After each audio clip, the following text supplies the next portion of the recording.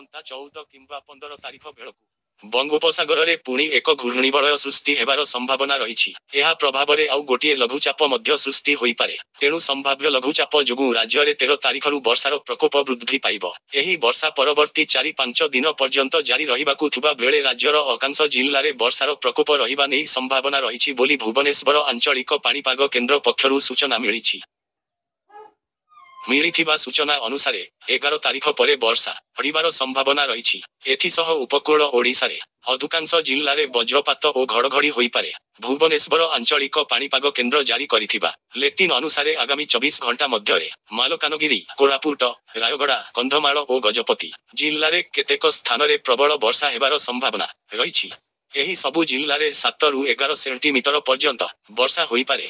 ସେହିପରି ବାଲେଶ୍ୱର, ଭଦ୍ରକ, ଯାଜପୁର, କେନ୍ଦ୍ରାପଡ଼ା, ଜଗତସିଂହପୁର, କଟକ, ଖୋର୍ଦ୍ଧା, ପୁରୀ, ନୟାଗଡ଼ ଓ ଗଞ୍ଜାମ ଜିଲ୍ଲାରେ ବଜ୍ରପାତ ଓ ଘଡ଼ଘଡ଼ି ହେବାର ସମ୍ଭାବନା ରହିଛି।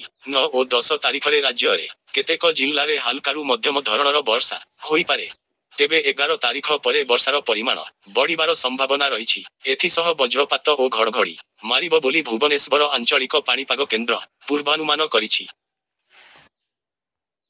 ଗତ 24 ଘଣ୍ଟାରେ ଅଧିକାଂଶ ସ୍ଥାନରେ ବର୍ଷା ହୋଇଥିବା ବେଳେ କେନ୍ଦୁଝର 123 ମିଲିମିଟର ବର୍ଷା ରେକର୍ଡ କରାଯାଇଛି। ବର୍ତ୍ତମାନ ସୁଦ୍ଧା 285.8 ମିମି ବର୍ଷା ହେବା କଥା ମାତ୍ର 210.6 ମିମି ବର୍ଷା ହୋଇଛି, ଯାହା ସ୍ୱାଭାବିକ ତୁଳନାରେ 27% କମ ବୋଲି ପାଣିପାଗ କେନ୍ଦ୍ର ପକ୍ଷରୁ ସୂଚନା ମିଳିଛି।